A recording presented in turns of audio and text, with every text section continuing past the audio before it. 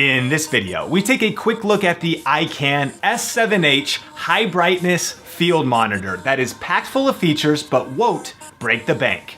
Coming up.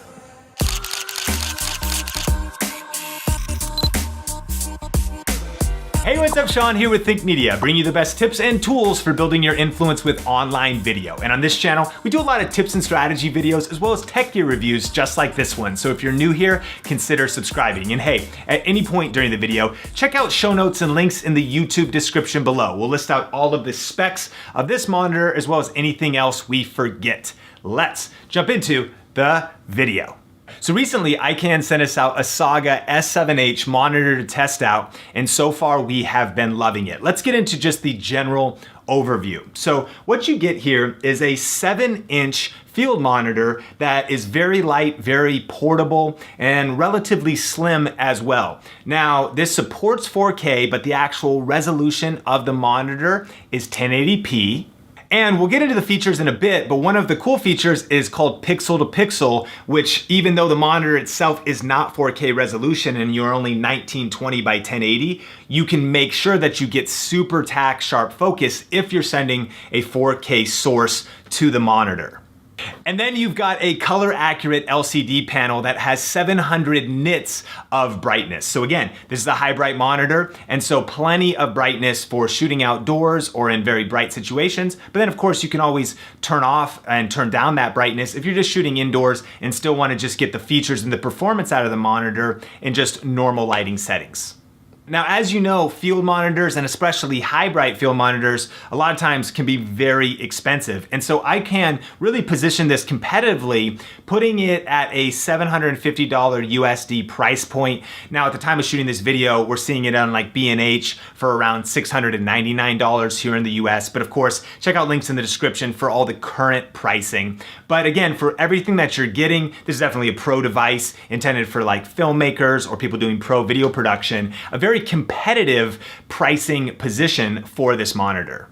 So what do you get in the box? Well, of course, it comes with the monitor, and then it also comes with two Canon E6 battery plates. And so this right now is on the 80D. That is the same battery that is in like the Mark series and in Canon's more Pro series. And those two plates, you can also swap those out for other battery solutions as well. But because we shoot with a lot of Canon cameras, we had plenty of the E6 batteries around. So that was good to go. The other thing to note is that it'll actually run off just one of the batteries, but you do have two.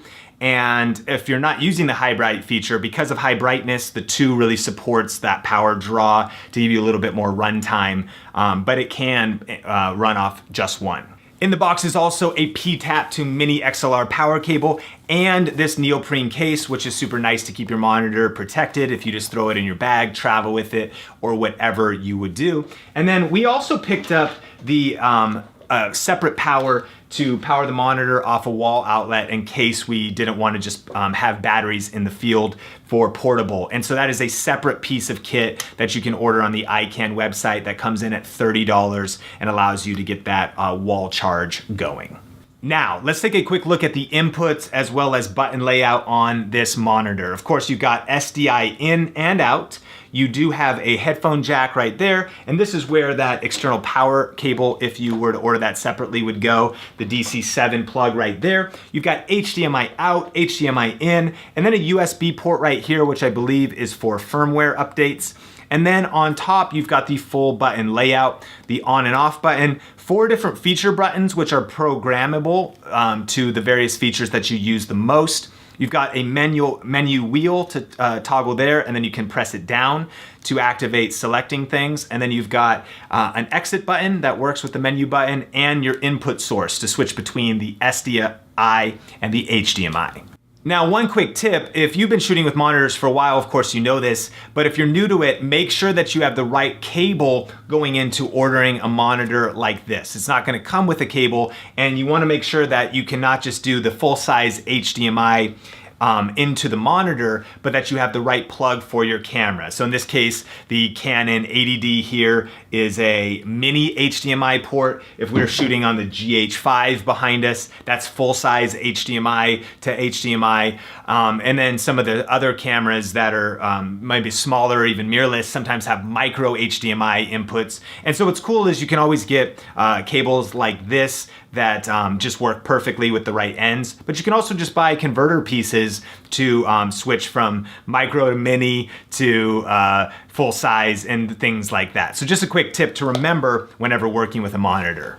Okay, so let's talk features. Now, this monitor comes packed with probably everything that you would need, including, DSLR scaling, pixel to pixel mapping, focus peaking, waveform, etc., right? And all you gotta do is you can just click one, there's audio meters on and off. We've got peaking on there, off. You can go pixel to pixel on, or you can go, the histogram is on there. And again, through menu here, you can select whatever you want to actually set those buttons up and go into the background and really get detailed in all the different settings and features you might want. And then one other nice thing about the S7H is 1/4 mounts on all four sides. So you can see that it's mounted right here on the camera on the bottom one, but then you've got that on either side and on top as well. So if you wanted to, put mics out here or just accessorize your setup in any way, you can use those for that. And actually, iCan's video about the Saga S7H really goes into depth with the features. So if you want to check those out, we'll link to that video in the description below. Okay, so as far as my final thoughts and first impressions of the Saga S7H, I think that this is a super solid field monitor. Screens these days on most cameras are not only small, but they're also not very bright. And so, especially as a high brightness monitor that can get you, tack sharp focused, all the features and details that you need to make sure that your footage looks right, it's exposed right. And for anybody doing films, professional video work, this is great. And even just in our tests here at Think Media, it's been cool to see it. But Omar's also been able to take it out in the field to a conference, shooting some interviews, some kind of like testimonials on the fly. If you really need work that needs to be pro and you're in that filmmaking or video production space, or even maybe YouTube, but you're doing skits and you want the video production to be at another level, it's probably a great investment if you're looking for a field monitor.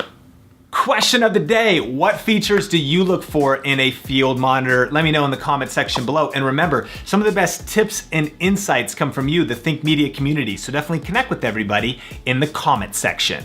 So thanks for checking out this review. Subscribe for more videos just like this. And to see other videos in our video production tips series, just click or tap the screen right there. For another video from Think Media, just click or tap the screen right there. Until next time, Think Media is bringing you the best tips and tools for building your influence with online video. Keep crushing it, and we will talk soon.